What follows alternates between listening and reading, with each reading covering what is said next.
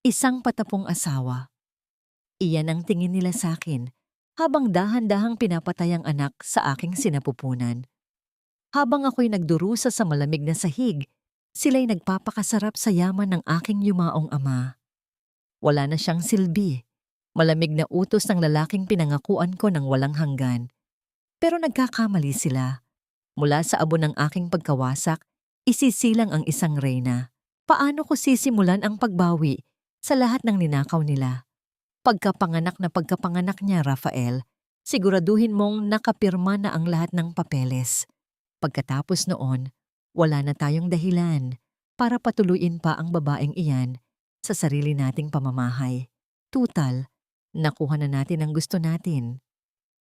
Ang boses ni Doña Carmen ay parang laso ng kuryenteng gumapang sa malamig na pasilyo ng malaking mansyon.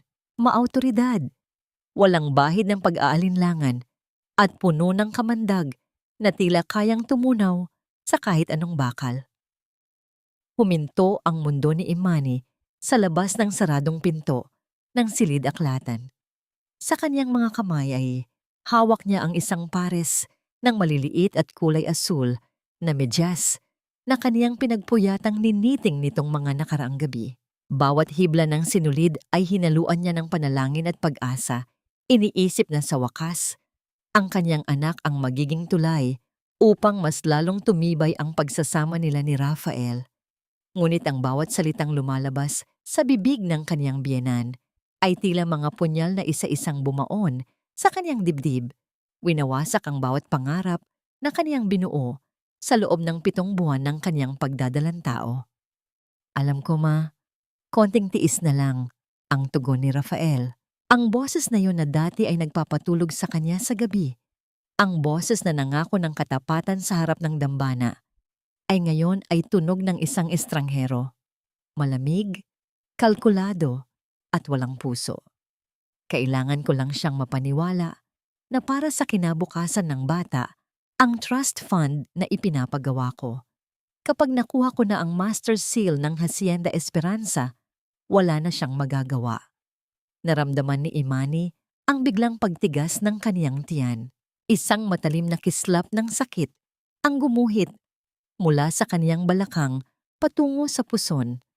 Ngunit mas matindi ang hapdi na nagmumula sa kaniyang kaluluwa. Ang Hacienda Esperanza, ang lupang kinatatayuan nila, ang bawat punong itinanim ng kaniyang yumaong ama, ang bawat butil ng pawis na ibinuhos nito para sa kaniyang kinabukasan, ay unti-unti nang nilalamon ng mga taong itinuring niyang pamilya. At paano naman ako, Rafael? Hanggang kailan ako magtatago sa anino ng pinsan mo? Isang malambing ngunit mapanuksong tinig ang sumali sa usapan. Nanigas ang buong katawan ni Imani. Kilala niya ang boses na yon kay Isabel Ilion, ang pinsan niyang ulila na kinuha niya mula sa probinsya, pinag-aral at pinatira sa sarili niyang bubong dahil sa awa. Huwag kang mainip, Isabel, ani Doña Carmen. Maririnig ang mahinang tunog ng paghigop ng tsa. Kapag wala na ang pampagulo sa bahay na ito, ikaw na ang tatayong ina ng batang iluluwal niya. Mas nararapat ka sa posisyong yon kaysa sa mahinang babaeng yan na hindi man lang maprotektahan ang sariling yaman.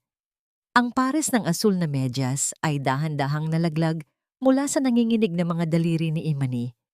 Bumagsak ang mga ito sa makapal na alpombra nang walang anumang ingay, tulad ng unti-unting pagguho ng kaniyang buong pagkatao. Pakiramdam niya ay nauubusan siya ng hangin. Ang kaniyang lalamunan ay tila sinasakal ng isang invisible na kamay, tuyot at mahapdi. Ang bawat tibok ng kaniyang puso ay naging isang mabigat na tambol na umaalingaw-ngaw sa kaniyang mga tainga, sumasabay sa malakas na buhos ng ulan sa labas ng bintana. Hindi siya makasigaw, hindi siya makaiyak. Ang sakit ay napakalalim na hindi na nito kayang dumaan sa mga luha. Ang kaniyang mga binti ay naging parang jelly. Tila anumang sandali ay bibigay ang kaniyang bigat. Ngunit sa gitna ng kadilimang bumabalot sa kaniyang diwa, naramdaman niya ang isang malakas na sipa mula sa loob ng kaniyang sinapupunan. Isang munting buhay na tila nagsasabing, "Ina, Huwag kang susuko. Marahang itinuod ni Imani ang kanyang kamay sa malamig na dingding upang hindi tuluyang bumagsak. Ang kanyang mga mata, na dati ay puno ng lambing, ay unti-unting naging malamig at matalim. Ang kanyang pangungulila sa yumaong ama ay biglang napalitan ng isang matinding pagsisisi. Naalala niya ang babala nito bago pumanaw. Imani, ang tiwala ay parang kristal. Kapag nabasag, kahit anong pandikit ang gamitin mo, mananatili ang mga lamat. Pinunasan niya ang isang butil ng pawis na gumulong sa kanyang noo. Sa loob ng silid, narinig niya ang mahinang tawanan ni Rafael at Isabel. Isang tunog na tila nagdiriwang sa kanyang pagkatalo bago pa man magsimula ang laban. Ang bawat halakhak nila ay nagsilbing gasolina sa unti-unting nagliliyab na galit sa kanyang puso. Dahan-dahan, sa kabila ng bigat ng kanyang katawan at ng kanyang dinadalang pighati, ay lumingon si Imani at nagsimulang lumakad palayo sa pintong yon. Bawat hakbang niya ay parang paglalakad sa ibabaw ng mga bubog, ngunit hindi siya tumigil. Iniwan niya ang maliliit na medyas sa sahig, isang simbolo ng kanyang lumang pagkatao na kailangan na niyang iwanan upang mabuhay. Pagdating niya sa madilim na pasilyo, tumigil siya sa tapat ng isang malaking salamin. Ang babaeng nakatingin sa kanya ay hindi na ang masayahing si Imani na naniwala sa mga fairy tale. Ang babaeng nasa salamin ay maputla. May mga mata na puno ng sugat, ngunit may mga labi na nakatikom sa isang matinding determinasyon. Ito ba ang tingin niyo sa akin? Bulong niya sa sarili. Ang kanyang tinig ay kasing lamig ng hanging pumapasok mula sa nakabukas na bintana. Isang biktima? Isang babaeng madaling linlangin? Tumingin siya sa kanyang tiyan at dahan-dahang hinaplos ito. Ang kanyang kamay ay hindi na nanginginig. Ang bawat selula sa kanyang katawan ay tila nagkakaisa para sa isang layunin. Rafael, Doña Carmen, Isabel, hindi niyo kilala ang kinalaban niyo. Wika niya sa katahimikan ng gabi. Ibinigay ko sa inyo ang lahat ng pagmamahal ko, ngunit ang galit ko ang siyang kukunin niyo.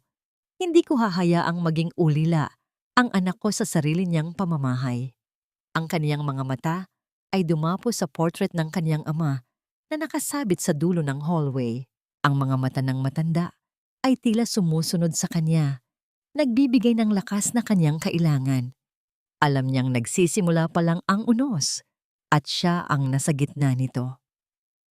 Ngunit sa pagkakataong ito, hindi siya magpapatianod sa agos. Siya na ang magiging daluyong nalulunod sa kanila. Pumasok siya sa kaniyang silid at inilak ang pinto. Naupo siya sa gilid ng kama at hinayaan ang dilim na balutin siya. Ang kaniyang isipan ay nagsimulang gumana ng mabilis. Binabalikan ang bawat dokumentong pinapirmahan sa kanya ni Rafael nitong mga nakaraang buwan.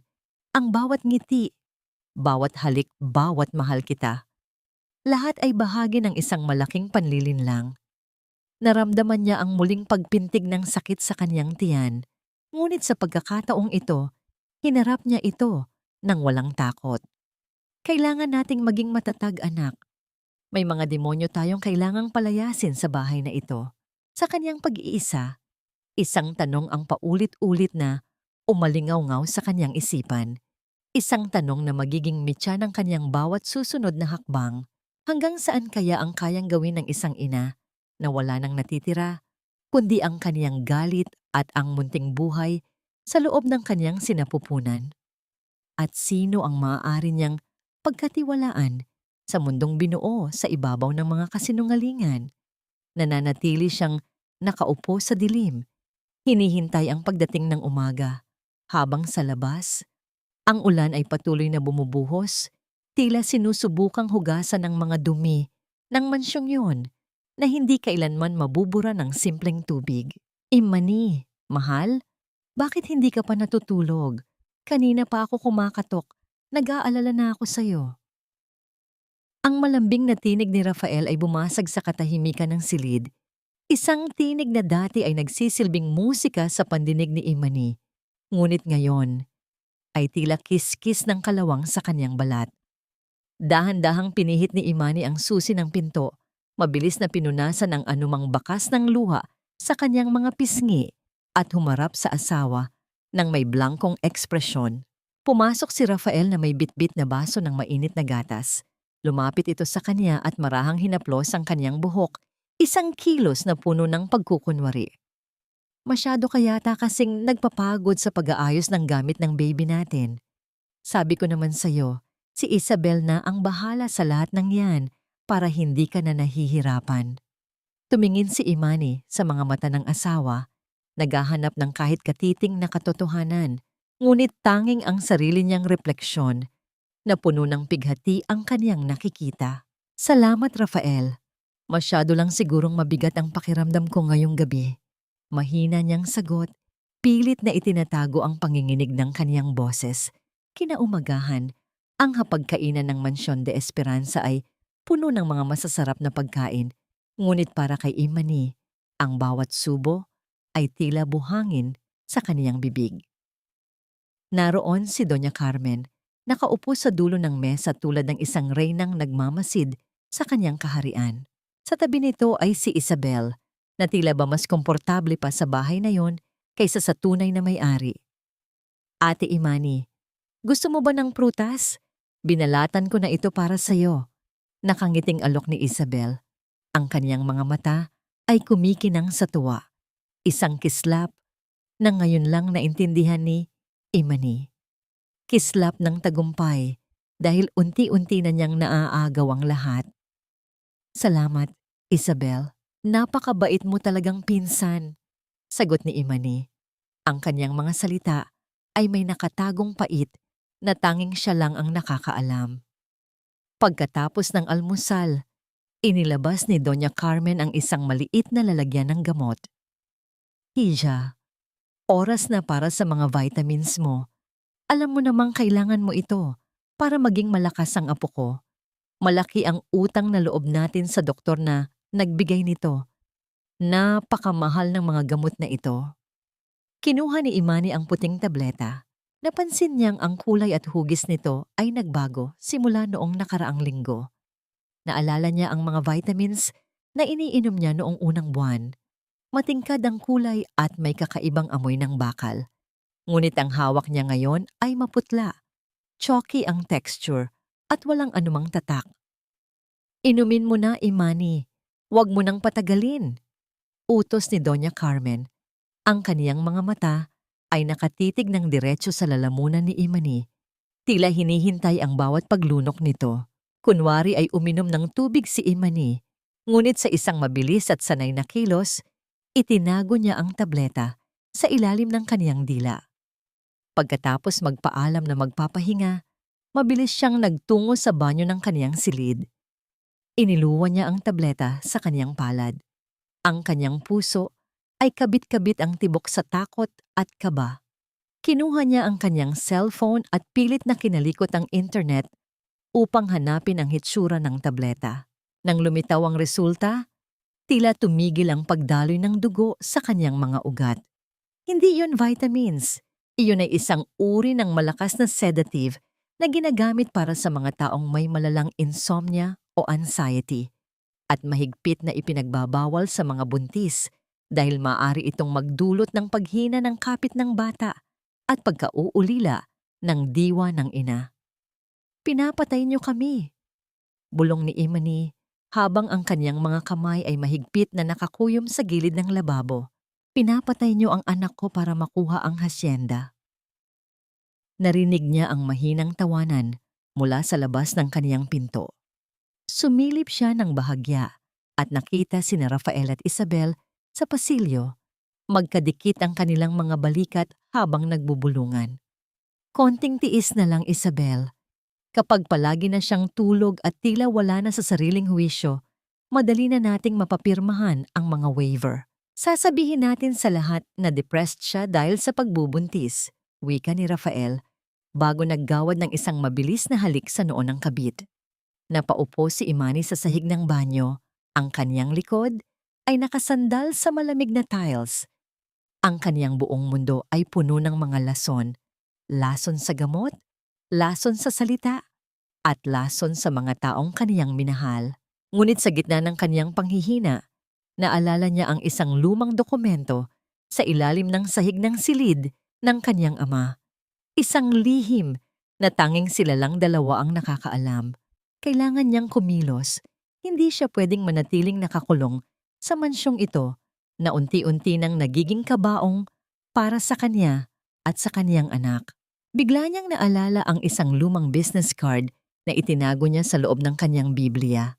Ang pangalan ni Gabriel, ang kababata niyang abogado na matagal nang hindi nagpapakita matapos siyang ikasal kay Rafael. Dahan-dahan siyang tumayo, pilit na pinatatag ang kaniyang mga tuhod. Kinuha niya ang Biblia at hinanap ang card. Nang mahanap niya ito, tila nakakita siya ng isang maliit na liwanag sa dulo ng isang napakahabang lagusan. Ngunit bago pa man niya mapindot ang numero sa kaniyang telepono, bumukas ang pinto ng kaniyang silid ng walang babala. Pumasok si Rafael na may bitbit na isang bungkos ng mga papel. "Mahal, may kailangan ka lang pirmahan dito. Para ito sa insurance ng bata. Para siguradong protektado siya kung sakaling may mangyari sa atin." Ani Rafael. Ang kaniyang boses ay punong-puno ng pekeng malasakit. Tumingin si Imani sa mga papel at pagkatapos ay sa asawang nasa harap niya. Ang kanyang kamay ay nasa loob ng bulsa ng kanyang duster. Mahigpit na hawak ang business card ni Gabriel. "Rafael, bakit parang ang dami naman nitong kailangang pirmahan? Hindi ba pwedeng bukas na lang kapag mas maayos na ang pakiramdam ko?" Tanong ni Imani, sinusubukang panatilihin ang kaniyang pagiging mahinahon. "Ngayon na, Imani. Importante ito. Huwag ka nang makulit," sagot ni Rafael. Ang kaniyang tono ay biglang nagbago. Naging mas madiin at tila isang utos na hindi pwedeng baliin. Lumapit siya kay Imani. Ang kaniyang anino ay bumalot sa asawa. Tila isang kulungang walang rehas. Sa sandaling iyon, naramdaman ni Imani ang isang matinding panganib. Hindi lang ang kaniyang yaman ang gustong kunin ng mga ito. Gusto nilang burahin ang kaniyang pagkatao bago pa man isilang ang kaniyang anak. Sino ang unang makakaalam ng kaniyang sitwasyon? At magagawa kaya niyang makalabas ng mansyon nang hindi napapansin ng mga matang laging nakamasid sa bawat galaw niya? Habang hawak ang ballpen na iniabot ni Rafael, isang desisyon ang nabuo sa isipan ni Imani. Isang desisyon na babago sa takbo ng kanilang mga buhay. Habang buhay, Rafael, nahihilo ako. Hindi ko makita ang mga letra sa papel. Pilit na ipinikit ni Imani ang kanyang mga mata at hinawakan ang kanyang noo. Umaarte na tila hihimatayin anumang sandali. Isang matinding kaba ang naglalaro sa kanyang dibdib. Natatakot na baka mahalata ni Rafael ang kanyang pagpapanggap. Bumuntong hininga si Rafael. Bakas ang pagkairita sa kanyang mukha sa halip na pag-aalala. "Sabi ko na nga ba, dapat ininom mo agad ang gamot mo kanina. Sige na, humiga ka muna. Bukas na bukas, bago tayo umalis para sa check-up mo, kailangang pirmado na ito." Padabog na lumabas si Rafael ng silid. Iniwan si Imani na nanginginig sa takot at galit. Nang masiguro niyang wala na ang asawa sa paligid, mabilis na kinuha ni Imani ang kanyang maliit na bag. Alam niyang ito na ang kaniyang tanging pagkakataon. Kinaumagahan, sa tulong ng kanyang matapat na katulong na si Aling Rosa, ang tanging tao sa mansyon na nananatiling tapat sa alaala ng kanyang ama, ay nakalusot si Imani. Sinabi niya kay Doña Carmen na masama ang kanyang pakiramdam at nais niyang magpatingin sa kanyang doktor ng mag-isa upang hindi na makaabala kay Rafael na balisa sa trabaho. Sa isang maliit at tahimik na tea shop sa tapat ng ospital, nakaupo si Imani sa isang sulok, nakatago sa ilalim ng malaking sombrero at sunglasses. Ang kaniyang mga kamay ay hindi tumitigil sa panginginig habang hinihintay ang taong tanging makakatulong sa kanya. Nabalik lamang ang kaniyang diwa nang marinig niya ang tunog ng pagbukas ng pinto at ang pamilyar na yabag ng mga sapatos sa sahig na gawa sa kahoy. Isang lalaking matangkad, nakasuot ng plansadong puting polo at may seryosong mukha ang lumapit sa kanya. Imani, ang boses ni Gabriel ay parang isang mainit na kumot sa gitna ng nagyayelong gabi. Malalim, matatag, at puno ng sinseridad. Nang mag-angat ng tingin si Imani at makita ang mga mata ng kaniyang kababata, tila ba gumuho ang pader na kaniyang binuo upang maging matapang. Gabriel, ang tanging nasabi ni Imani bago tuluyang pumatak ang kaniyang mga luha. Mabilis na naupo si Gabriel sa kaniyang tapat at hinawakan ang kaniyang nanginginig na kamay sa ibabaw ng mesa. Ang init ng palad ni Gabriel ay nagbigay sa kanya ng pakiramdam ng seguridad na matagal na niyang hindi nararamdaman sa piling ni Rafael. Huminahon ka, Imani. Nandito na ako. Ano ang nangyayari? Bakit ganyan ang itsura mo? Bakit tila takot na takot ka? Sunod-sunod na tanong ni Gabriel. Ang kaniyang mga mata ay puno ng pag-aalala at galit na pilit niyang ikinukubli. Inilabas ni Imani ang puting tableta na kaniyang itinago mula sa kaniyang bulsa at inilapag ito sa mesa. Gabriel, hindi ito vitamins. Pinapakain nila ako ng sedatives araw-araw. Gusto nilang mawala ako sa sarili ko para mapapirmahan ang mga papeles ng Hacienda Esperanza. Si Rafael, si Isabel, at ang biyanan ko, pinagtutulungan nila ako. Nagtama ang mga panga ni Gabriel. Ang kanyang mga daliri ay humigpit sa pagkakahawak sa baso ng tubig hanggang sa mamuti ang kanyang mga kuko. Hayop sila, bulong niya sa isang tonong puno ng panganib. Hindi ko akalain na aabot sila sa ganitong kataksilan. Kinuha ni Gabriel ang isang tinitingalang asul na folder mula sa kanyang bag. Makinig ka sa akin, Imani. Marahil ay ito na ang tamang panahon para malaman mo ang katotohanan. Bago pumanaw ang papa mo, palihim kaming nagkita. Alam niyang darating ang araw na ito. Alam niyang maaring maging ganid ang mga tao sa paligid mo. Binuksan ni Gabriel ang folder at ipinakita ang isang dokumentong may gintong selyo. Ito ang tunay na huling habilin ni Don Teodoro. Ang Hacienda Esperanza ay hindi kailanman mapupunta kay Rafael o sa kahit kanino. Nakapaloob dito na ang lahat ng yaman ay direktang mapupunta sa isang irrevocable trust fund na pangalan mo at ng iyong anak ang nakalagay. Nanlaki ang mga mata ni Imani. Anong ibig mong sabihin? Akala ko ay may karapatan si Rafael bilang asawa ko? Iyon ang akala nila. Dahil ang pinapakita nilang mga dokumento ay mga kopya na binago nila sa tulong ng isang tiwaling notaryo.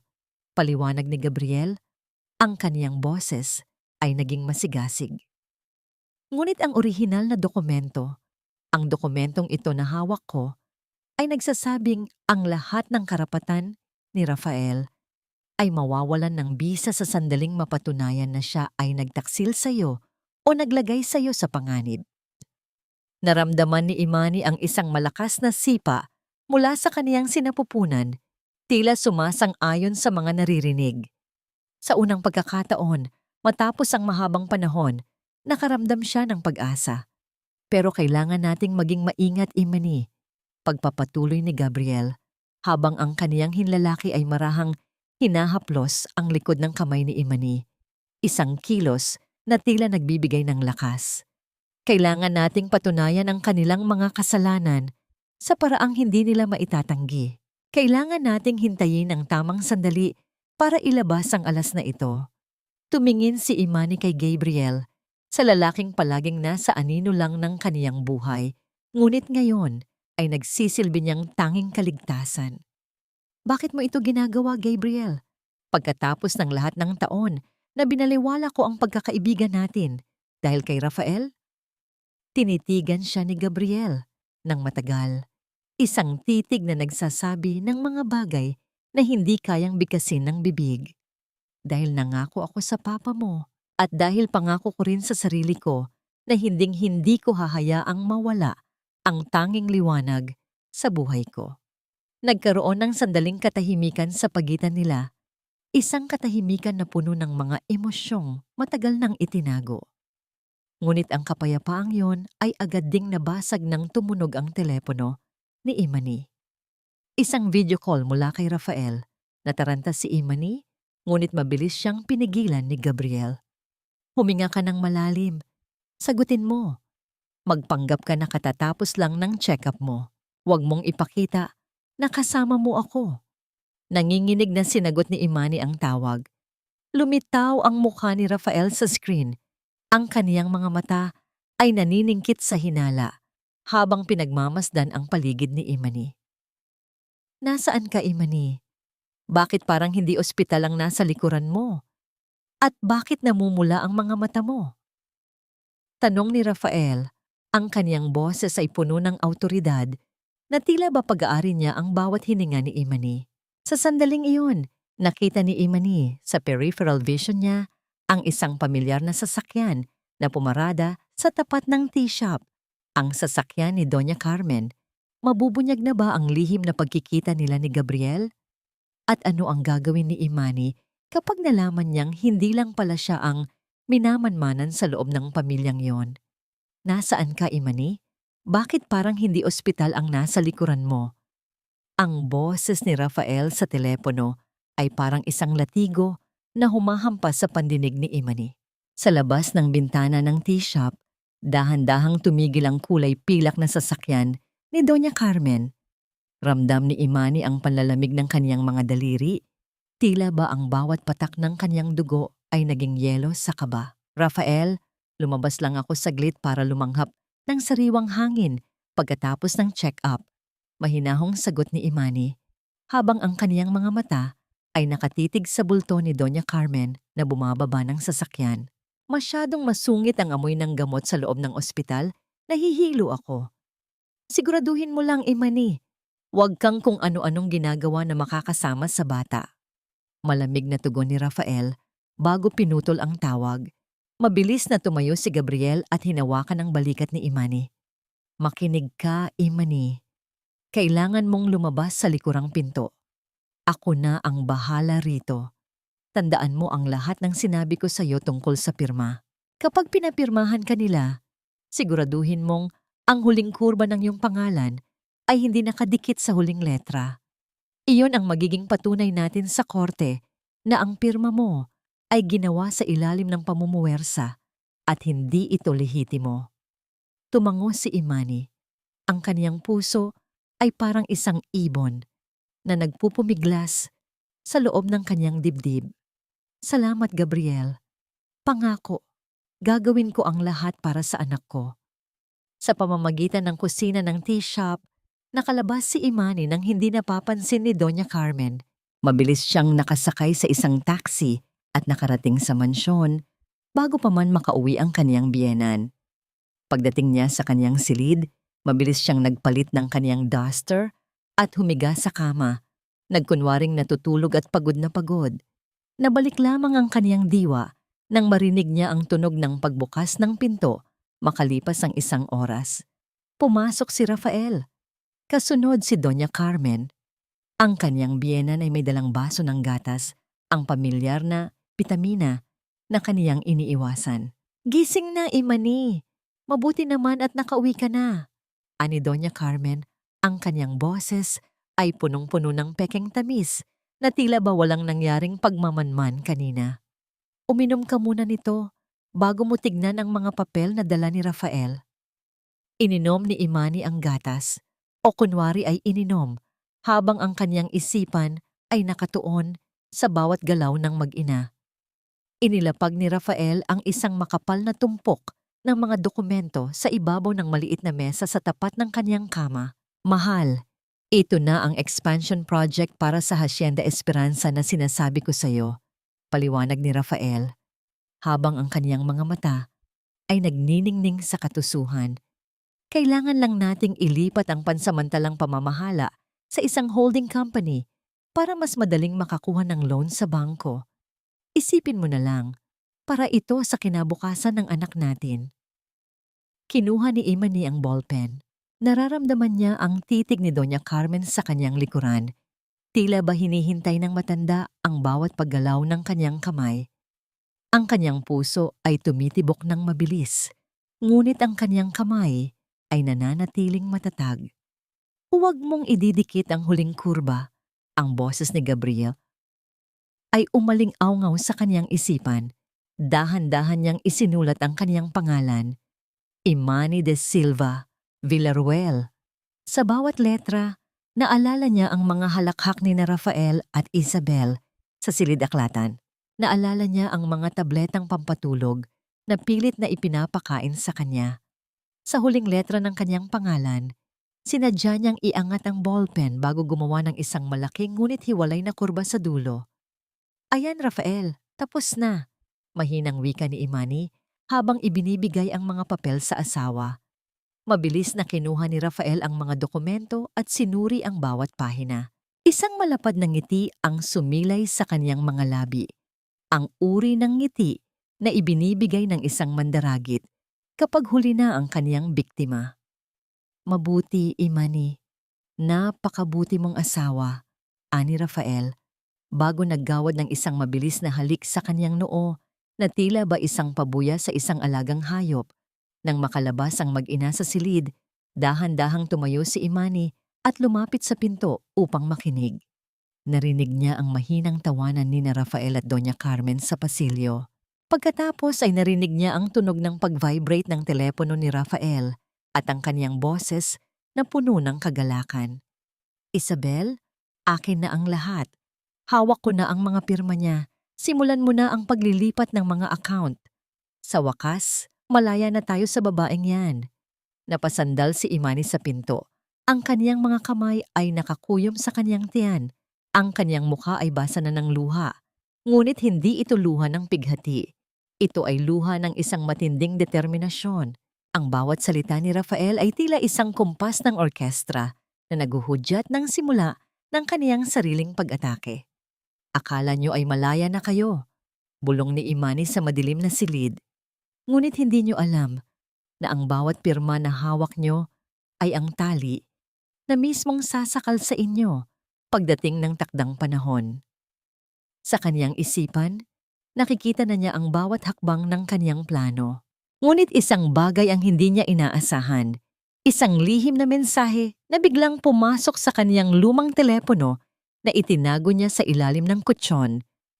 Isang mensahe mula sa isang hindi kilalang numero.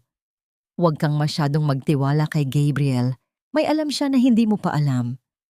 Naramdaman ni Imani ang muling paglamig ng kaniyang pakiramdam. Sino ang nagpadala ng mensaheng ito? At meron nga bang itinatago si Gabriel, ang tanging tao na kaniyang pinagkakatiwalaan sa gitna ng digmaang ito? Ang sining ng pagkukunwari ay hindi lang pala siya ang marunong. Sino pa ba ang nagsusuot ng maskara sa loob ng mansyong ito? Nakatitig si Imani sa maliit na screen ng kaniyang lumang telepono. Ang kaniyang hininga ay tila nagbabara sa kaniyang lalamunan. Huwag kang masyadong magtiwala kay Gabriel. Ang mga katitikan ng mensaheng iyo ay tila mga buhay na uod na gumagapang sa kaniyang isipan. Sino ang nagpadala nito? Si Rafael ba? Upang sirain ang kaisa-isang kakampi niya? O baka naman si Isabel na mahilig sa mga laro ng isipan? O baka may katotohanan ng babala? Isiniksik ni Imani ang telepono sa ilalim ng kaniyang unan nang marinig niya ang papalapit na yabag ni Rafael. Kunwari ay mahimbing siyang natutulog, ngunit ang kaniyang puso ay parang tambol na mabilis ang pagtibok. Naramdaman niya ang paglubog ng kama sa tabi niya at ang mabigat na hininga ni Rafael na amoy alak at katusuhan. Hindi siya nito hinawakan, hindi siya nito hinalikan. Isang bagay na ipinagpapasalamat ni Imani dahil ang bawat pagdampi ng balat nito ay tila sinusunog ang kaniyang kaluluwa. Naghintay si Imani hanggang sa marinig ang malalim at mahimbing na hilik ni Rafael. Dahan-dahan siyang bumangon. Bit-bit ang kaniyang tsinelas at tulad ng isang anino ay lumabas siya ng silid. Kailangan niya ng hangin. Kailangan niyang mag-isip. Nagtungo siya sa likod ng mansyon, sa lumang greenhouse na itinayo ng kaniyang ama para sa kaniyang ina. Ang amoy ng basang lupa, ang bango ng mga namumukadkad na orkidya, at ang katahimikan ng gabi ay tila isang yakap mula sa kaniyang yumaong magulang. Naupo siya sa isang lumang bangko. Hinahaplos ang kaniyang malaking tiyan habang ang mga luha ay tahimik na gumugulong sa kaniyang mga pisngi. Papa, bakit ang hirap? Bulong niya sa hangin. Bakit ang mga taong pinagkatiwalaan ko ang mismong sumasaksak sa akin? Nabalik lamang ang kaniyang diwa nang marinig niya ang mahinang kaluskos ng mga tuyong dahon sa labas ng greenhouse. Nanigas si Imani sa takot. Iniisip na baka nahuli siya ni Rafael o ng mga tauhan nito. Ngunit nang bumukas ang pinto, ang pamilyar na bulto ni Gabriel ang bumungad sa kanya. Hindi ito nagsalita. Lumapit si Gabriel sa kanya. Ang kanyang mukha ay bahagyang nasisikatan ng liwanag ng buwan. Nang makita ang kanyang mga luha, nakita ni Imani ang isang mabilis na kislap ng sakit at matinding galit sa mga mata ng abogado. Hindi ito nagatubili. Hinubad ni Gabriel ang kanyang itim na coat at dahan-dahang isinaklay sa mga balikat ni Imani. Ang init ng tela na may kasamang amoy ng sandalwood at panlalaking pabango ni Gabriel ay nagbigay kay Imani ng isang uri ng kapayapaan na kaniyang kinatatakutan. Bakit ka narito, Gabriel? Gabi na. Mahinang tanong ni Imani, hindi makatingin ng diretso sa lalaki. Hindi ako mapakali, Imani. Alam kong matapos ang pagpirma mo sa mga papeles kanina, hinding-hindi ka papatutulugin ng konsensya at takot mo. Sagot ni Gabriel. Ang kaniyang boses ay malalim at puno ng katapatan. Naupo siya sa tabi ni Imani, ngunit nanatili ang isang magalang na distansya sa pagitan nila. Gabriel, bakit mo ako tinutulungan? Diretsong tumingin si Imani sa kanya. Ang kaniyang mga mata ay puno ng pagduda. May kinalaman ba ito sa hasyenda? May gusto ka rin ba sa yaman ng papa ko? Bahagyang natigilan si Gabriel. Isang mapait na ngiti ang sumilay sa kaniyang mga labi. Imani, noong bata pa tayo, nangako ako sa iyo na kahit anong mangyari, ako ang magsisilbi mong kuta. Akala ko, nang ikasal ka kay Rafael, hindi mo na kailangan ang kutang yon. Pero ngayon na nakikita kitang nadudurog, wala akong pakialam sa hasyenda. Ang tanging gusto ko lang ay makita kang muling nakangiti, kasama ang anak mo. Gusto siyang paniwalaan ni Imani. Gusto niyang isandal ang kanyang ulo sa balikat ni Gabriel at sabihing pagod na siya. Ngunit ang mensahe sa kanyang telepono ay tila isang pader na humaharang sa kanyang tiwala. May natanggap akong mensahe, Gabriel. Pag-amin ni Imani, ang kaniyang boses ay nanginginig. Sinasabi roon na huwag akong magtiwala sa iyo, na may itinatago ka. Hindi nagulat si Gabriel. Tumingin ito sa malayo, sa mga madidilim na puno sa paligid ng hasyenda. Maraming lihim ang mansyong ito, Imani. At oo, may mga bagay akong ginagawa sa likod mo, mga bagay na kailangan kong gawin upang masiguradong protektado ka sa lahat ng anggulo. Maaring sa paningin ng iba, iyon ay pagtataksil. Pero pangako, malalaman mo rin ang lahat kapag ligtas na kayo ng bata. Sa sandaling iyon, ang katahimikan sa loob ng greenhouse ay tila naging mas mabigat. Ang bawat hininga nila ay maririnig sa paligid. Hinawakan ni Gabriel ang kamay ni Imani, isang mahina at mabilis na haplos bago niya ito binitawan. Kailangan mo nang bumalik sa loob bago ka hanapin ni Rafael. Mag-ingat ka, Imani, at tandaan mo, kahit sino pa ang kalaban mo, hinding-hindi ako aalis sa tabi mo. Kinabukasan, ang kapayapaan sa greenhouse ay tila isang panaginip na lang. Habang nag-aalmusal, pumasok si Isabel sa silid kainan na may suot na isang napakagandang kwintas na yari sa perlas, ang paboritong kwintas ng yumaong ina ni Imani na itinabi ng kanyang ama para sa kanya. Ang ganda, di ba, Ate Imani? Nakangiting tanong ni Isabel habang hinahawakan ang mga perlas sa kanyang leeg. Binigay ito sa akin ni Rafael kagabi bilang pasasalamat sa pag-aalaga ko sa inyo. Sabi niya, mas bagay daw ito sa akin dahil mukhang luma na. sa'yo. Naramdaman ni Imani ang isang matinding dagundong sa kanyang dibdib. Ang bawat perlas sa leeg ni Isabel ay tila isang sampal sa alaala ng kanyang ina. Tumingin siya kay Rafael, na noon ay abala sa pagkain ng kanyang almusal, na tila walang anumang maling nangyari. Oo, Isabel, napakaganda, sagot ni Imani. Ang kanyang boses ay kasing lamig ng bakal. Bagay na bagay sa'yo ang mga perlas na yan. Sana lang ay kayanin ng konsensya mo ang bigat ng mga pag-aaring hindi naman sa'yo. Natigilan si Isabel na wala ang nangiti sa kanyang mga labi. Tumingin si Doña Carmen kay Imani nang may matalim na pananaw. Ano ang ibig mong sabihin, Imani? Isang simpleng kwintas lang yan. Huwag kang maging madamot. Hindi ako madamot, Mama. Kalmadong tugon ni Imani. Sinasabi ko lang ang katotohanan dahil ang mga perlas ay sumasagisag sa kadalisayan at sa bahay na ito, tila napakarami ng dumi na kailangang linisin. Tumayo si Imani at dahan-dahang lumakad palayo sa hapagkainan. Iniwan ang kanyang pamilya na balot ng tensyon at pagkainis. Ngunit sa kaniyang kaloob-looban, alam niyang ang kaniyang bawat salita ay isang mitya na nagsimula ng mag-alab. Habang paakyat siya sa hagdan, naramdaman niya ang muling pag-vibrate ng kaniyang telepono. Isang bagong mensahe mula sa hindi kilalang numero. Ngayong gabi, 12:00. Magtago ka sa ilalim ng mesa sa opisina ni Rafael. Maririnig mo ang katotohanang papatayin ka sa sakit. Sino ang nagmamanman sa kanya? At anong katotohanan ang mas malala pa sa mga nalaman na niya? 12:00 ng hating gabi. Ang bawat pag-usad ng kamay ng malaking orasan sa pasilyo ay tila isang mabigat na palakol na tumatama sa katahimikan ng mansyon. Sa gitna ng kadiliman, isang anino ang dahan-dahang gumagapang patungo sa opisina ni Rafael. Si Imani, na ang bawat hininga ay puno ng kaba at determinasyon. Sa ilalim ng malaki at mabigat na mesang mahogany ni Rafael, naramdaman ni Imani ang lamig ng sahig na dumidikit sa kanyang balat.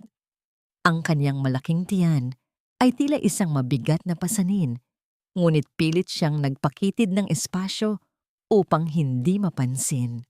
Doon, sa gitna ng amoy ng mamahaling tabako at lumang papel, nahanap niya ang isang maliit na litrato ng kaniyang ama na nakadikit sa ilalim ng mesa. Isang lihim na tila iniwan nito para sa kanya. Salamat, Papa. Bulong niya sa kanyang isipan, habang ang kanyang mga daliri ay marahang hinahaplos ang mukha ng kanyang ama sa litrato.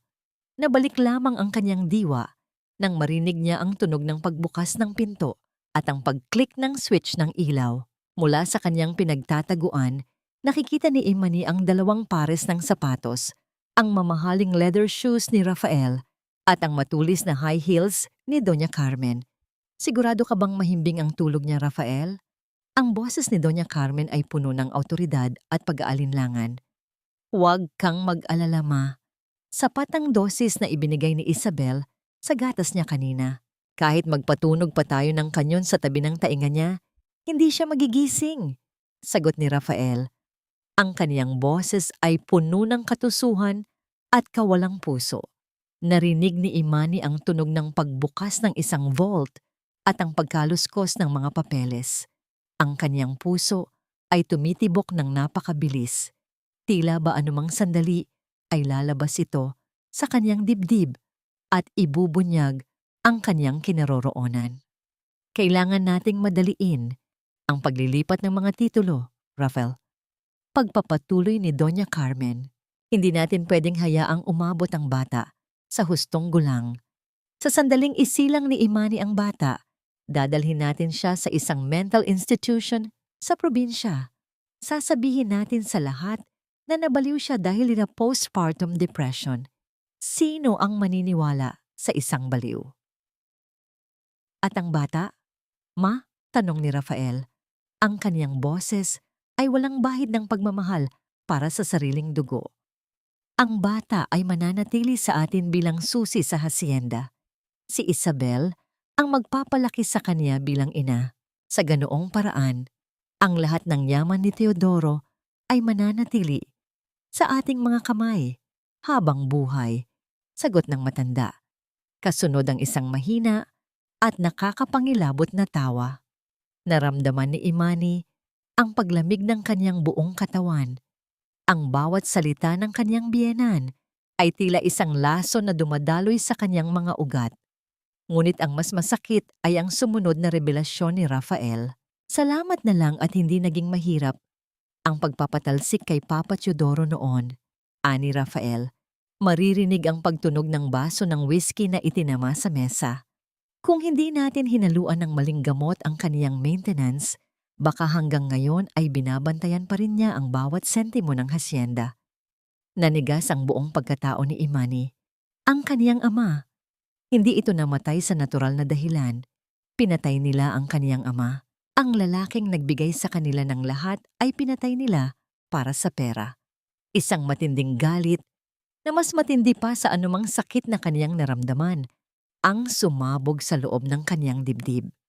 Ang kaniyang kamay ay mahigpit na nakakuyom sa kaniyang tiyan habang ang kaniyang mga ngipin ay nanggagalaiti sa pagpigil ng isang sigaw ng pighati. Huwag ka nang madrama, Rafael. Tapos na yon, ani Doña Carmen. Ang mahalaga ay ang hinaharap natin ngayon, bukas, sa gaganaping pre-celebration party. Kailangang makuha natin ang huling pirma niya para sa Master Seal. Kapag nakuha na natin iyon, wala nang halaga si Imani. Narinig ni Imani ang papalapit na yabag ng mga sapatos patungo sa kinaroroonan ng mesa. Huminto si Rafael sa tapat mismo ng kaniyang pinagtataguan. Ang kaniyang anino ay bumalot sa sahig, tila isang halimaw na handang lumamon. Alam mo ma, minsan naaawa rin ako sa kanya. Pero mas mahalaga ang buhay na naghihintay sa atin ni Isabel sa Europa. Wika ni Rafael, bago narinig ni Imani ang tunog ng kaniyang pag-upo sa swivel chair sa itaas mismo ng kaniyang ulo. Sa gitna ng kaniyang pagtatago, naramdaman ni Imani ang biglang pag-vibrate ng kaniyang telepono sa kaniyang bulsa. Isang malakas na tunog ng pag-vibrate sa gitna ng nakatutulig na katahimikan ng silid. Nanlaki ang mga mata ni Imani. Mabilis niyang hinawakan ang kaniyang bulsa, ngunit huli na. Ang tunog ay umalingaw-ngaw sa ilalim ng mesa. Ano yon? Tanong ni Doña Carmen. Ang kaniyang boses ay biglang naging matalas. Parang may narinig akong nag-vibrate sa ilalim ng mesa. Sagot ni Rafael, habang nararamdaman ni Imani ang paggalaw ng silya. Dahan-dahang yumuko si Rafael upang tignan ang ilalim ng mesa. Ang kaniyang mukha ay unti-unting lumilitaw mula sa dilim. Ang kaniyang mga mata ay naniningkit sa paghahanap. Mabubunyag na ba ang presensya ni Imani sa gitna ng kaniyang pinagtataguan? At ano ang gagawin niya ngayon na alam na niya ang katotohanan tungkol sa pagkamatay ng kaniyang ama? Isang segundo, isang iglap, ang tadhana ni Imani at ng kaniyang anak ay nakasalalay sa isang mabilis na desisyon. Pumirma ka na, Imani. Huwag mo nang hintayin na mapahiya tayong lahat dito sa harap ng ating mga bisita. Ang boses ni Rafael ay parang bulong ng isang anghel, ngunit para kay Imani, ito ay tunog ng isang ahas na dahan-dahang pumupulupot sa kaniyang leeg. Sa gitna ng malaking ballroom ng Hacienda Esperanza na napapalamutian ng libu-libong puting rosas at nagniningning na mga chandelier, ang lahat ng mata ay nakatuon sa kanya. Isang engrandeng selebrasyon para sa anibersaryo ng Hacienda at ang nalalapit na pagsilang ng kanyang anak, ngunit para kay Imani, ito ay isang marangyang bitay. 3 araw na ang nakalipas mula noong gabing nagtago siya sa ilalim ng mesa. Isang himala na hindi siya nahuli ni Rafael nang biglang tumalon ang isang pusa sa labas ng bintana, dahilan upang maantala ang pagyuko nito at mapatingin sa labas. Simula noon, ang bawat hininga ni Imani ay puno ng pagkamuhi. Alam na niya ang katotohanan, ang kanyang asawa at biyenan ang pumatay sa kanyang ama. Ang bawat mahal kita ni Rafael ay tila isang lason na kaniyang nilulunok araw-araw. Ngayong gabi, nakasuot si Imani ng isang mahabang asul na gown na gawa sa seda na tila ba tinatakpan ng kaniyang nanghihinang katawan at ang mabigat na pasanin sa kaniyang sinapupunan. Ang kaniyang mukha ay puno ng kolorete upang itago ang pamumutla at ang mga gabing walang tulog. Hija, ang swerte mo talaga kay Rafael, ani Doña Carmen habang hawak ang isang baso ng champagne. Ang kaniyang mga mata ay nagniningning sa katusuhan sa ilalim ng maliwanag na ilaw. Sa kabila ng kondisyon mo, heto siya at inaasikaso ang kinabukasan nyo. Pirmahan mo na ang deed of donation na yan para mailipat na ang pamamahala sa kanya. Utang na loob mo ito sa pamilyang hindi ka pinabayaan. Naririnig ni Imani ang mahinang tawanan ng mga bisita sa paligid. Ang mga elitistang kaibigan ni Doña Carmen ay nakamasid. Naghihintay ng isang perpektong sandali ng pagkakaisa ng pamilya. Sa gilid ng kanyang paningin, nakita niya si Isabel na nakasuot ng pulang gown na tila ba siya ang bida sa gabing ito. Nakasuot pa rin dito ang kwintas ng kanyang ina, nagniningning na parang isang ninakaw na bituin.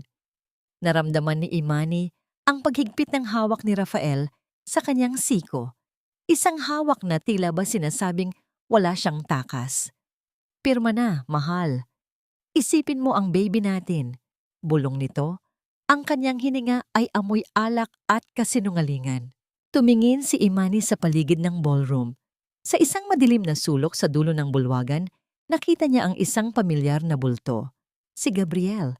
Nakasuot ito ng itim na suit, nakatayo ng matuwid at seryoso.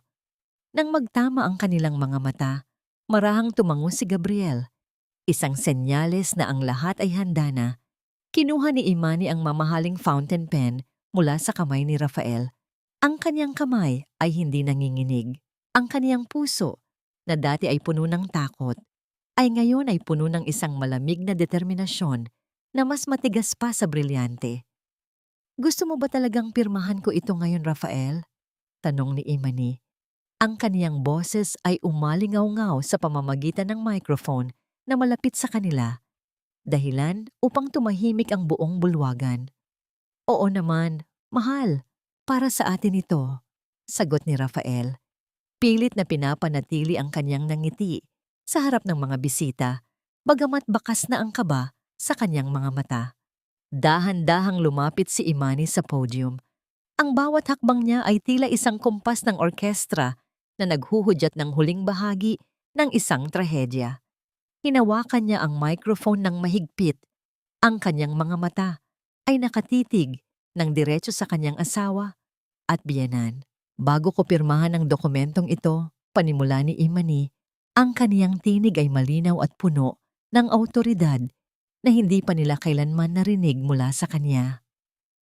Gusto ko munang magpasalamat sa inyong lahat na naririto at gusto ko ring magpasalamat kina Rafael at Doña Carmen dahil ipinakita nila sa akin kung gaano kalupit ang mundong ito. Nagkaroon ng bulungan sa mga bisita. Ang ngiti ni Doña Carmen ay biglang naging isang guhit ng pagkabalisa. Imani, Hija, ano ang sinasabi mo? Masyado ka lang sigurong emosyonal dahil sa bata. Huwag niyo akong tawaging Hija, putol ni Imani. Ang kaniyang boses ay kasing lamig ng hanging pumapasok mula sa mga bukas na bintana. Dahil ang mga taong tinuring kong pamilya, ang siya ring pumatay sa kaisa-isang pamilyang natitira sa akin. Tumigil ang mundo sa loob ng ballroom. Ang tunog ng mga kubyertos na tumatama sa plato ay biglang nawala. Ang tanging maririnig ay ang malakas na tibok ng puso ni Imani at ang mahinang bulong ng hangin sa labas. Tumingin si Imani kay Rafael, na noon ay tila estatwa sa pagkagulat. Akala niyo ba ay hindi ko alam? Akala niyo ba ay uubra ang mga tabletang pampatulog na ibinibigay niyo sa akin gabi-gabi? Akala niyo ba ay hindi ko narinig ang pag-amin niyo tungkol sa pagkamatay ni Papa? Imani, tumigil ka na. Nababaliw ka na. Sigaw ni Doña Carmen. Ang kanyang mukha ay namumula na sa galit at kahihiyan. Huwag kayong maniniwala sa kanya. Postpartum psychosis na yata ang nangyayari sa kanya bago pa man siya manganak. Ngunit hindi natinag si Imani. Mula sa likuran ng bulwagan, dahan-dahang lumakad si Gabriel patungo sa gitna. Bitbit ang isang tinitingalang asul na folder. Ang lahat ng mata ay nakatuon sa kanya habang ang kanyang mga yabag ay umaalingaw-ngaw sa katahimikan. Hindi siya baliw, Doña Carmen. Ani Gabriel, ang kanyang boses ay puno ng kapangyarihan. At ang dokumentong hawak ni Rafael ay walang silbi. Dahil ang tunay na master seal ng Hacienda Esperanza ay kailanman ay hindi mapupunta sa isang mamamatay tao. Nagkagulo ang mga bisita. Ang ilang mga kamera mula sa mga reporter na inimbitahan ni Rafael para sa engrandeng anunsyo ay nagsimula nang mag-flash ng mabilis, kinukunan ang bawat reaksyon ng mga taong nasa entablado. Sa sandaling iyon, naramdaman ni Imani ang isang matinding sakit sa kanyang puson. Ang kanyang mukha ay namilipit sa sakit, ngunit pilit siyang nanatiling nakatayo. Tumingin siya kay Rafael, na ngayon ay tila isang basang sisiw sa gitna ng bagyo. Ito ang simula ng inyong pagbagsak, Rafael. Bulong ni Imani. Sapat lang para marinig ng asawa, ngunit bago pa man makapagsalita si Rafael, isang hindi inaasahang pangyayari ang nagpabago sa takbo ng gabi. Isang grupo ng mga armadong lalaki ang biglang pumasok mula sa malaking pinto ng ballroom. Hindi sila pulis, at ang kanilang mga mata ay hindi nakatuon kina Rafael, kundi kay Gabriel. Sino ang mga taong ito? At bakit tila maging si Gabriel ay nagulat sa kanilang presensya? Mayroon nga bang lihim na itinatago ang abogado na kaniyang pinagkakatiwalaan, tulad ng babalang natanggap ni Imani sa mensahe? Ang Hacienda Esperanza ay muling binalot ng kadiliman. Sa gitna ng liwanag ng libu-libong chandelier, huwag kayong gumalaw. Walang aalis sa silid na ito. Ang sigaw na yon ay umalingaw-ngaw sa buong ballroom, dahilan upang ang bawat bisita ay manigas sa kanilang kinatatayuan. Ang mga armadong lalaki ay mabilis na kumalat sa paligid. Ang kanilang mga muka ay seryoso at walang emosyon. Ngunit sa halip na itutok ang kanilang mga sandata kay Gabriel, sila ay dahan-dahang humilera sa kanyang likuran, tulad ng mga bantay na naghihintay ng utos mula sa kanilang general. Gabriel, ano ang ibig sabihin nito? Tanong ni Imani. Ang kanyang boses ay nanginginig, hindi dahil sa takot, kundi dahil sa pagkalito. Sino sila? At ano ang sinasabi ng mensaheng natanggap ko tungkol sa iyo? Humarap si Gabriel kay Imani.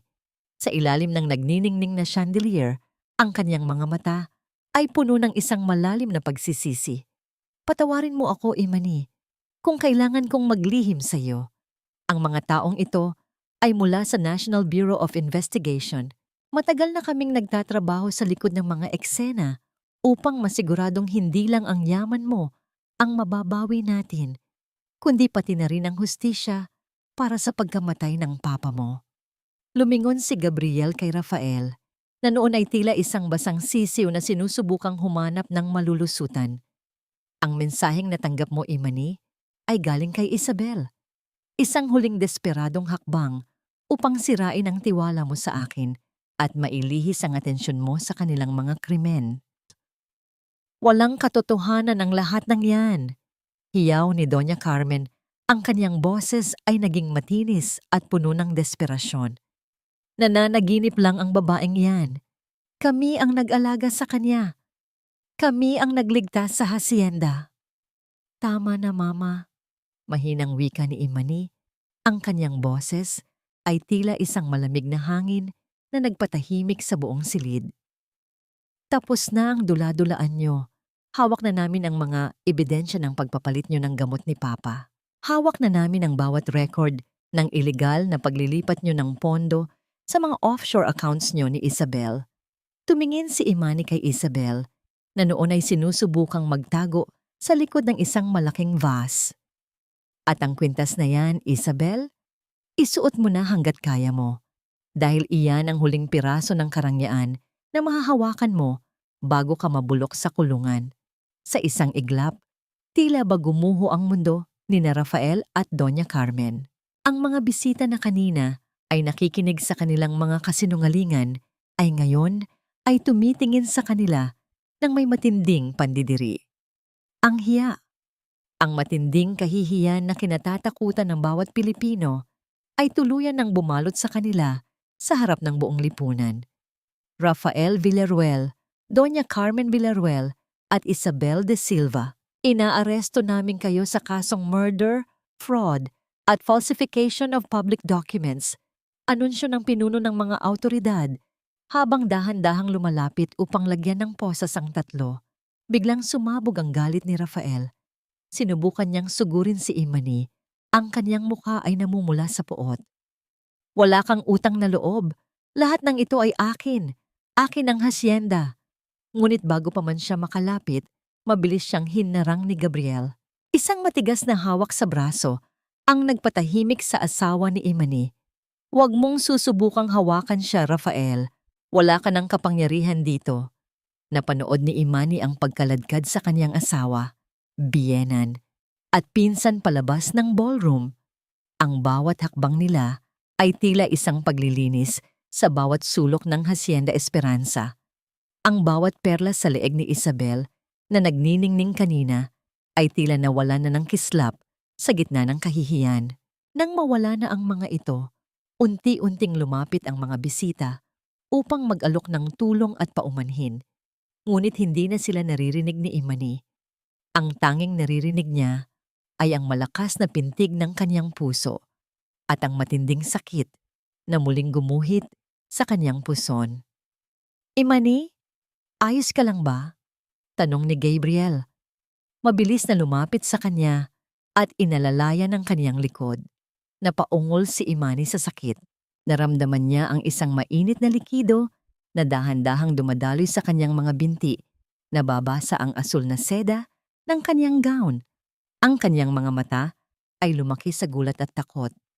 Gabriel, ang anak ko. Bulong niya habang ang kanyang mga kamay ay mahigpit na nakahawak sa kanyang tiyan. Ang tubig ko. Pumutok na. Nagkagulo ang mga tao sa paligid. Ang kislap ng mga chandelier ay tila nagsimulang uminog sa paningin ni Imani.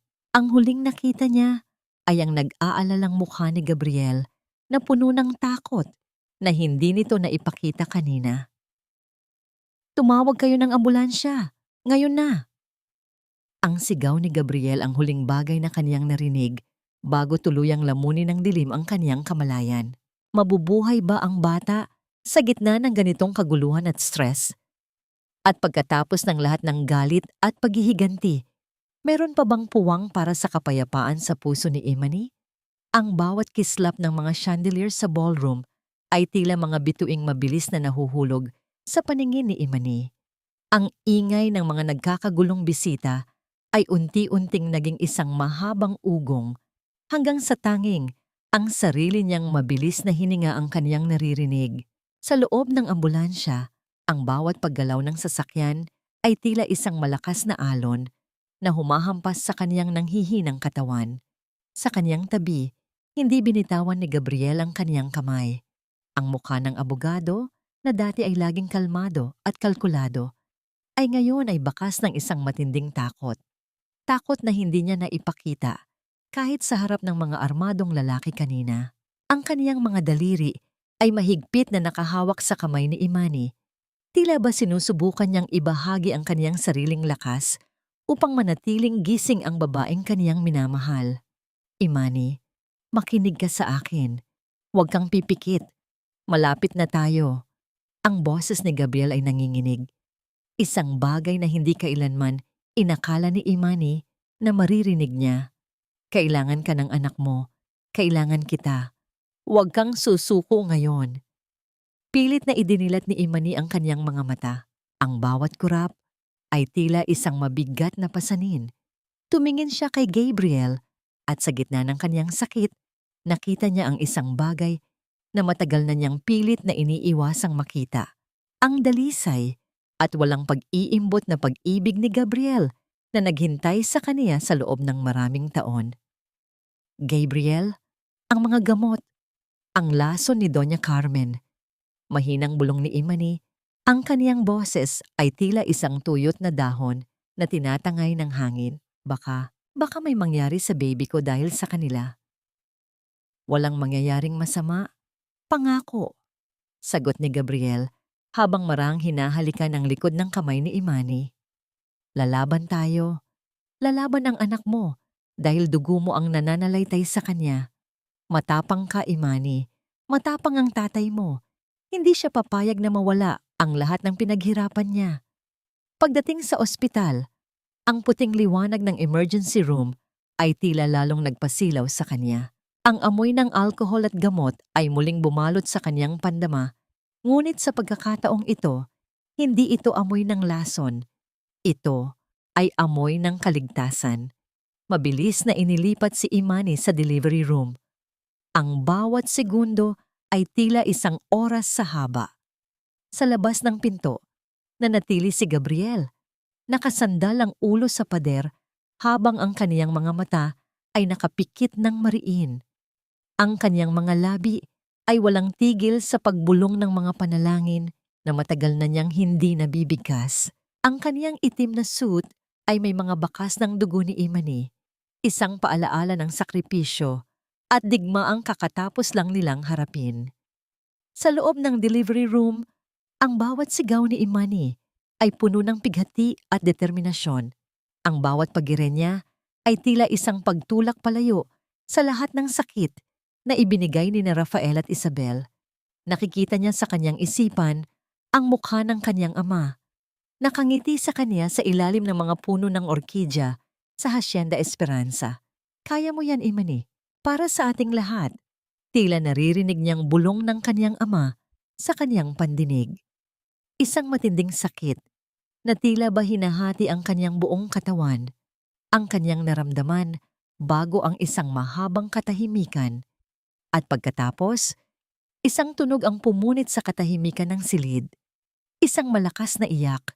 Isang iyak na puno ng buhay, puno ng galit sa mundong sinubukang kitilin siya bago pa man siya isilang. Ang iyak na yon ang naging pinakamagandang musika na narinig ni Imani sa buong buhay niya. Isang malusog na sanggol na babae, Mrs. Villaruel. Wika ng doktor habang dahan-dahang inilalapit ang maliit na bata sa dibdib ni Imani. Nang maramdaman ni Imani ang init ng balat ng kanyang anak, ang bawat paghihirap, bawat lason, at bawat panlilinlang ay tila naglaho na parang bula. Ang maliliit na kamay ng bata ay tila humahawak sa kaniyang puso. Binubuo ang bawat pirasong nadurog nitong mga nakaraang buwan. Esperanza! Bulong ni Imani habang ang kaniyang mga luha ay malayang dumadaloy. Ang aking maliit na esperanza. Samantala, sa labas, nang marinig ni Gabriel ang iyak ng bata, napaupo siya sa sahig ng ospital. Ang kaniyang mga balikat ay nagsimulang gumanit sa pag-iyak. Isang iyak ng matinding kaginhawaan. Ang taong laging matatag, ang abogado na laging may sagot sa lahat ng problema, ay ngayon ay tila isang batang nakahanap ng kaniyang tahanan. Lumipas ang ilang oras at dahan-dahang iminulat ni Imani ang kaniyang mga mata sa loob ng kaniyang recovery room. Ang silid ay tahimik. Ang tanging maririnig ay ang mahinang pag-ikot ng aircon. Sa tabi ng kaniyang kama, nakita niya si Gabriel na nakaupo, nakatitig sa maliit na crib sa tabi niya. Gising ka na pala! Mahinang wika ni Gabriel nang mapansin ang kaniyang paggalaw. Lumapit ito sa kanya at marahang inayos ang kaniyang kumot. Maayos ang lagay ni Esperanza, sabi ng doktor. Wala siyang naging epekto mula sa mga gamot na ibinigay sa'yo. Isang himala, sabi nila. Salamat, Gabriel. Ani Imani. Ang kaniyang boses ay puno ng kapayapaan. Salamat sa hindi pagsuko sa akin, sa amin. Tinitigan siya ni Gabriel ng matagal. Ang kaniyang mga mata ay nagniningning sa ilalim ng madilim na ilaw ng silid. Hindi ako susuko sa iyo, Imani. Kahit kailan. Ang Hacienda Esperanza ay muli nang nananahimik. Ang mga taong nanakit sa iyo ay hindi na muling makakalapit sa inyo. Naramdaman ni Imani ang isang uri ng kalayaan na hindi niya inakalang mararamdaman niya pa muli. Ngunit sa likod ng kanyang tagumpay, alam niyang may isang bagay pa siyang kailangang gawin upang tuluyang matapos ang kabanatang ito ng kanyang buhay. Ano ang mangyayari sa huling paghaharap nila ni Rafael sa loob ng kulungan? At magagawa kaya ni Imani na tuluyang buksan ang kanyang puso para kay Gabriel?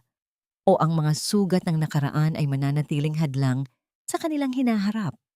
3 taon na ang lumipas mula nang ang gabi ng lagim sa Hacienda Esperanza ay mapalitan ng isang bagong umaga. Ang sikat ng araw na tumatama sa malalawak na lupain ng mga orkidya ay tila ba mas nagniningning ngayon, dala ang bango ng basang lupa at ang halimuyak ng tagumpay na hindi kailanman mabubura ng kahit anong bagyo. Sa gitna ng hardin, isang maliit na batang babae na may kulot na buhok at mga matang kasing ningning ng mga bituin ang masayang tumatakbo. Si Esperanza. Ang bawat hakbang ng kaniyang maliliit na paa sa damuhan ay tila isang himig ng kagalakan na pumapawi sa lahat ng sakit na naramdaman ni Imani noong mga nakaraang taon. Nakamasid si Imani mula sa veranda. Hawak ang isang tasa ng kape. Ang kanyang mukha ay wala na ang bakas ng kaputlaan at takot. Ang kanyang mga mata ay puno na ng kapayapaan. Isang kapayapaan na kanyang pinaghirapan at ipinaglaban ng buong lakas. Sa kaniyang tabi, nakatayo si Gabriel. Ang kaniyang presensya ay nananatiling matatag at tapat, tulad ng isang kuta na hinding-hindi matitibag. Nabalitaan ko ang tungkol kay Rafael.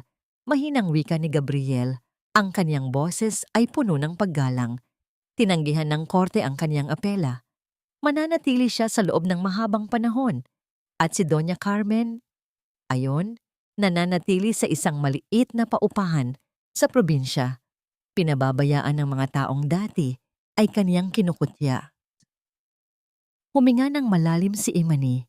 Noong una, inakala niyang ang paghihiganti ang tanging paraan upang gumaan ang kaniyang loob. Ngunit habang pinapanood niya ang kaniyang anak na lumalaki, nalaman niya na ang tunay na hustisya ay hindi lang ang pagpapakulong sa mga nagkasala, kundi ang pamumuhay ng masaya at malaya sa kanilang anino. Napatawad ko na sila, Gabriel, wika ni Imani na ikinagulat ng abogado. Hindi dahil sa karapat-dapat sila sa patawad, kundi dahil karapat-dapat ang puso ko sa katahimikan.